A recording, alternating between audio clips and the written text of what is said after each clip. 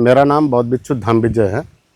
हम स्थानीय यहाँ प्रॉपर कुशीनगर रामाभार स्तूप के जस्ट बगल में छोटा सा बुद्ध विहार है, अम्बेडकर बुद्ध विहार, जिसे मैंने बनवाने का कार्य किया। अपने लोगों को बताने का काम करता हूँ सुबह से लेकर शाम तक। आज हम इस जगह पे जहाँ खड़ा हैं, इसी जगह पे भगवान बुद्ध की अंतिम संस्कार की गई है। तो इसके बारे में हम थोड़ा और आगे से लेते हैं। जब भगवान बुद्ध तथागत लास्ट बार वैशाली में वर्षावास किए थे, तो वहाँ पे घोषणा किए थे कि आज से 3 माह बाद हम महापरिनिर्वाण लेंगे। इसके पहले कोई महापुरुष, कोई देवी देवता इस धरती पे पैदा नहीं लिया जो पहले ही घोषणा कर दे हम इस डेट में अपने शरीर को त्याग देंगे। ये फर्स्ट महापुरुष हैं जिसे भगवान बुद्ध तथागत के नाम से जाना जाता है। इनके साथ में 5000 बौद्ध भिक्षु थे जब ये लोग वहाँ से चले। तो यहाँ से 18-20 किलोमीटर पड़ता है, जिसका फर्स्ट नाम पावापुरी है, दूसरा पावानगर है। आज के डेट में उसे फाजी नगर के नाम से जाना जाता है, चुंदा प्लेस के नाम से जाना जाता है। उसी जगह पे एक चुंद नाम का व्यक्ति रहता था, जो किसी भी धम्म के साधु संत को देखते ही उसके मन में अजीब से जागरूक पैदा होता था कि मतलब हम क्या चीज़ दान कर दे। दान परमिता उनकी बहुत तेज तरार थी। धम्म किससे चलता है? दान परमिता से। तो उसी के आम्रवन में भगवान बुद्ध तथागत, बौद्ध भिक्षुक, उपासक, उपासिकाएं सभी लोग आकर के जमीन पे लेटे थे, विश्राम कर रहे थे, आराम कर रहे थे। बैसाख का महीना था, धूप बहुत तेज था। तब तक जो चुंद नाम का व्यक्ति था, उसका मंत्री दरबारी आम्रवन की तरफ आया। आकर के देखा यहाँ पे तो बौद्ध भिक्षुक, उपासक, उपासिकाएं, कुछ लोग साधु संत आए हैं जो जमीन पे लेटे हैं। इतना देखने के बाद चुपके से लौट के आए और चुंद से बोले, हे महाराज, अपने आम्रवन में बौद्ध भिक्षुक, उपासक, उपासिकाएं, कुछ लोग साधु संत आए हैं जो जमीन पे लेते हैं। इतना सुनने के बाद जो चुंद नाम का व्यक्ति था दौड़ के आया और भगवान बुद्ध तथागत के चरण में गिर पड़ा और गिर के कहा कि हे भगवान बुद्ध तथागत, बौद्ध भिक्षुक, उपासक, उपासिकाएं, आज आप सभी लोग हमारे वहाँ ठहरिए, स्नान करिए, आराम करिए, भोजन ग्रहण करिए, उसके बाद आप लोग आगे जाइएगा। तो बौद्ध भिक्षुक, उपासक, उपासिकाओं के लिए चुंद ने अलग भोजन बनवाया और स्पेशल भगवान बुद्ध तथागत के लिए अपने हाथ से अलग भोजन बनाया। उसके मन में था कितना अच्छा से अच्छा भोजन बना करके भगवान बुद्ध तथागत को हम ग्रहण करा दे, ताकि इनके साथ मेरा नाम अटल हो जाए, जुड़ जाए। किसी चीज़ को ज़्यादा अच्छा बनाते बनाते वो खराब भी हो सकता है, जिसे हम लोग पाली में शुक्करमदो के नाम से जानते हैं। शकरकंद का नाम है पाली में शुक्करमदो। उसे खाने के बाद शरीर के अंदर दर्द, थकान जो भी कुछ रहता था खत्म हो जाता था। उसी में शहद, घी, मशरूम, गुड़ जो भी कुछ मिला, चुंद ने सभी को एक ही में मिक्स कर दिया अच्छा बनाने के चक्कर में, जिसके कारण उसमें पॉइजन हो गया, जहर हो गया। आज भी घी और मध की मात्रा जब एक बराबर होगा तो वो जहर हो जाएगा। भगवान बुद्ध तथागत को पता लग चुका था कि हमारे भोजन में पॉइजन हो चुका है, जहर हो चुका है। भगवान बुद्ध तथागत कहे यदि हम मना कर रहे हैं, इनकार कर रहे हैं, तो चुंद के मन में बहुत बड़ी कष्ट और ठेस पहुँचेगी, जिससे आने वाली कल की डेट में बौद्ध भिक्षु का कोई मान सम्मान नहीं करेगा। उपासक, उपासिकाओं को जो है मनोबल टूट जाएगा। तो जिसके कारण भगवान बुद्ध तथागत भोजन को ग्रहण किए। ग्रहण करने के बाद कहे कि चुंद, हमारे इस भोजन से किसी अन्य बौद्ध भिक्षु को न दिया जाए, इसे गड्ढा खुनवा करके पैक करा दिया जाए, ताकि कोई भी जीव जंतु से न खा सके। उस समय भगवान बुद्ध तथागत को अतिसार हो गया, उल्टी दस्त होना चालू हो गया, तबीयत खराब हो गया। उस समय कुछ लोग लगे कहने कि भगवान बुद्ध तथागत को चुंद ने सुअर का मांस खिला दिया, जहर खिला दिया, सुअर का मांस खिला दिया, जहर खिला दिया। उस समय भगवान बुद्ध तथागत कहे कि अनिच्चा संकारा जीवन उत्पन्न है, तो इसका पतन होना अनिवार्य है। जितना ही हमारे लिए सुजाता का महत्वपूर्ण खीर था, जिससे हमारी बोधगया बोधि वृक्ष पीपल के पेड़ के नीचे ज्ञान प्राप्त हुआ था, उससे कई गुना चुंद का, मशरूम का भोजन है, जिससे हमारी महापरिनिर्वाण प्राप्त होगी। उस समय भगवान बुद्ध तथागत, बौद्ध भिक्षुक, उपासक, उपासिकाएं सभी लोग वहाँ से चले। तो यहाँ से 10 किलोमीटर पड़ता है, जिसका फर्स्ट नाम निरंजना नदी है, दूसरा नाम उसका घाघी है। आज के डेट में उसे कुकुट्टा नदी के नाम से जाना जाता है। उसी जगह पे भगवान बुद्ध तथागत, बौद्ध भिक्षुक, उपासक, उपासिकाएं सभी लोग आए तो स्नान किए, आराम किया और कहे कि हमें कुसावटी जाना है। इसका फर्स्ट नाम कुसावटी है, दूसरा नाम इसका कुशीनारा है। आज के डेट में इसे कुशीनगर के नाम से जाना जाता है।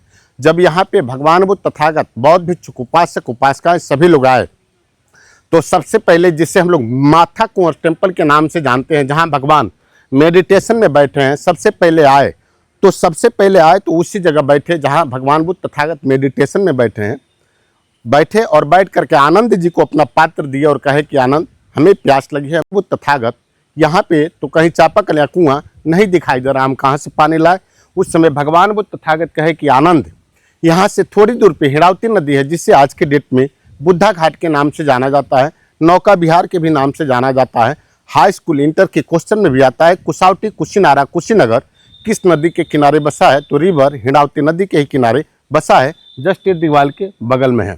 जब यहाँ पे आनंद जी पात्र को लेकर के आए पानी लेने के लिए, तो कुछ समय पहले बैलगाड़ी हाथी घोड़ा जो भी कुछ था क्रॉस किया था, आने जाने का मार्ग वही था, जिसकी वजह से पानी गंदा हो चुका था। आनंद जी को बड़ी दुखित और चिंतित हुआ कि ये गंदा पानी ले जाकर के भगवान बुद्ध तथागत को हम नहीं पिला सकते हैं, नहीं करा सकते हैं। आनंद जी दुखित और चिंतित होने के बाद लौट के जाते हैं माथा कोट टेम्पल और कहते हैं कि हे भगवान बुद्ध तथागत, वह पानी आपके पीने के लायक नहीं है, कोई और उपाय बताइए। उस समय भगवान बुद्ध तथागत कहते हैं कि आनंद, हमें प्यास लगी है, प्यास हमें सहन नहीं हो पा रहा, हमें बौद्ध भिक्षुक उपासक उपासिकाएं सभी को यहाँ पे लास्ट उपदेश देना है, चरत भिक्खे विचारी के बहुजन हिताय बहुजन सुखाय। आनंद, जो पानी चलता है वो पानी कभी गंदा नहीं होता है, जो ठहर जाता है वह पानी गंदा होता है। आनंद, बीच नदी में जाओ, पानी निर्मल हो चुका है। फिर आनंद जी दुखित और चिंतित होने के बाद पात्र को लेते हैं और बीच नदी में आते हैं तो पानी स्वच्छ हो जाता है, निर्मल हो जाता है। पात्र में पानी लेते हैं और फिर लेने के बाद ले जा करके भगवान बुद्ध तथागत को देते हैं। भगवान बुद्ध तथागत जल को ग्रहण करते हैं। ग्रहण करने के बाद बौद्ध भिक्षुक उपासक उपासिकाएं सभी को वहाँ पे लास्ट उपदेश देते हैं और कहते हैं कि हम यहाँ पे महापरिनिर्वाण लेना चाहते हैं। उस समय बौद्ध भिक्षुक उपासक उपासिकाएं सभी लोग चकित और परेशान हो जाते हैं, क्वेश्चन करते हैं कि हे भगवान बुद्ध तथागत, आप इतनी सी छोटी जगह पे जंगल झाड़ी एरिया में महापरिनिर्वाण क्यों लेना चाहते हैं? ऐसी बड़ी बड़ी जगह है जहाँ पे आप महापरिनिर्वाण ले सकते हैं, जैसे कि राजगीर है, नालंदा है, बोधगया है, कपिलवस्तु है, सारनाथ है, वैशाली है। उस समय भगवान बुद्ध तथागत कहते हैं कि आप मुझे न देखिए, हमारे न रहने के बाद मुझे ही चाहने वाले, जानने वाले, मानने वाले लोग आपस में कट पीट के लोग मर जाएंगे और मेरे बताए हुए मार्ग पर चलने वाला कोई नहीं मिलेगा। ये राजा मल्ल की राजधानी है और लिच्छवी की, जो राजा मल्ल था कुश्ती किया करता था, जो लिच्छवी था वह भेदी मार चलाया करता था। इन दोनों से बलवान पूरे एशिया, पूरे भारत, पूरे विश्व में कोई था ही नहीं। उस समय भगवान बुद्ध तथागत कहे कि ये लोग जैसे चाहेंगे उसी हिसाब से लोग चलेंगे।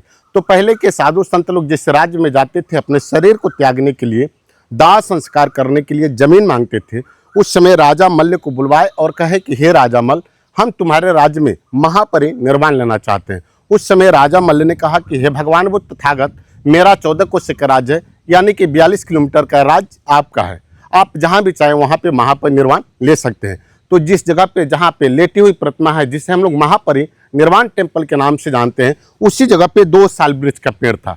पहले पूरा सालवन था, उन दोनों पेड़ का आकार एकदम सीधा था, एक उत्तर और एक दक्षिण। उसी पेड़ के बीच में सो करके भगवान बुद्ध तथागत तीसरे पैर में महापरिनिर्वाण लिए। उत्तर साइड में सर को किए और दक्षिण साइड में पैर को। कारण यह है कि जितना ही हम लोग उत्तर जाएंगे इसकी हाइट ऊंची होती जाएगी और दक्षिण जितना ही हम लोग जाएंगे इसकी हाइट कम होती जाएगी। तो जिसके कारण भगवान बुद्ध तथागत उत्तर साइड में सर को किए और दक्षिण साइड में पैर को करने के बाद उसी जगह पे महापरिनिर्वाण लिए। महापरिनिर्वाण लेने के बाद इनकी बॉडी को पूरी अच्छी तरह से चंदन की लकड़ी का बक्सा बना करके तेल और घी में डुबा कर रखा गया।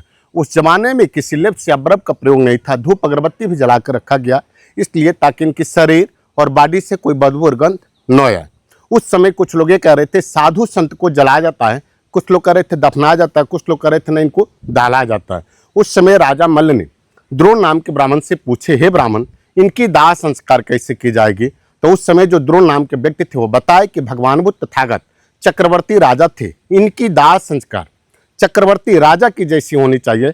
फिर उस जमाने में हाथी घोड़ा बाजा बेंजू जो भी कुछ मिला सभी को इकट्ठा किए।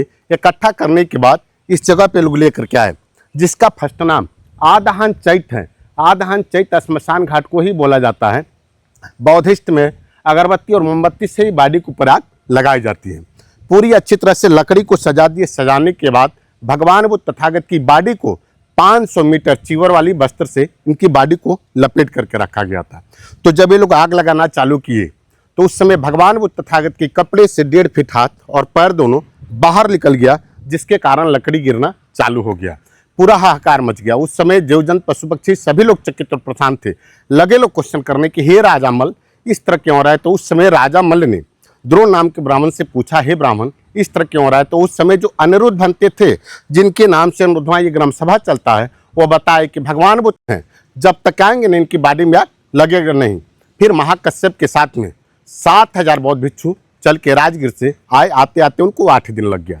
आकर के जब 3 बार ऐसे तीसरा सूत्र का परिक्रमा किए, भगवान का पैर का नमस्कार किए, तो ऑटोमेटिक इसमें आग पकड़ लिया। इसमें आग कोई नहीं लगाया। पकड़ने के बाद अस्थि को बिटरवा करके राजा मल्ल ने कहा कि अस्थि हम किसी को नहीं देंगे, इसका भव्य स्तूप बनवाएंगे। उस समय अजातशत्रु भी बिंबिसार का लड़का अपना सेना लेकर के आया और बोला कि पहले युद्ध करो, पहले मेरा हक है, अस्थि को हम लेकर के जाएंगे। उस समय बौद्ध भिक्षुक उपासक उपासिकाएं सभी को पता था कि राजा मल्ल और लिच्छवी से युद्ध करके कोई नहीं जीत पाएगा, सबको मार डालेंगे। उस समय द्रोण नाम के ब्राह्मण कहे कि हे राजा मल्ल, आजीवन भगवान बुद्ध तथागत शांति के मार्ग पर चले और आप अस्थि के लिए क्यों शोर मचा रहे हैं, अस्थि को डिवाइड कर दीजिए। इनकी बातों को मान करके राजा मल्ल ने द्रोण नाम के ब्राह्मण के द्वारा अस्थि को 8 भाग में डिवाइड किया, जिनके यादगार में 8 स्तूप ये छोटा छोटा बना है। जैसे कि कपिलवस्तु के शाक्य, राजगीर के अजातशत्रु, वैशाली के लिच्छवी, पावा के चुंद, कुशीनगर का मल्ल, रामग्राम कोलिया, बैठौली के दिव्य ब्राह्मण। इस प्रकार अस्थि को 8 भाग में डिवाइड किया गया, 8 स्तूप बने। फिर अशोक सम्राट की जब शासन आई तो उन्होंने 7 स्तूप की खुदाई कराई, जिसमें एक स्तूप नहीं खोदा गया, कपिलवस्तु सिद्धार्थनगर का। बाकी 7 में से अस्थि निकलवाए और फिर थोड़ा थोड़ा रखवा करके उन्होंने पूरे भारत में 84,000 बुद्ध विहार और स्तूप का निर्माण करवाए।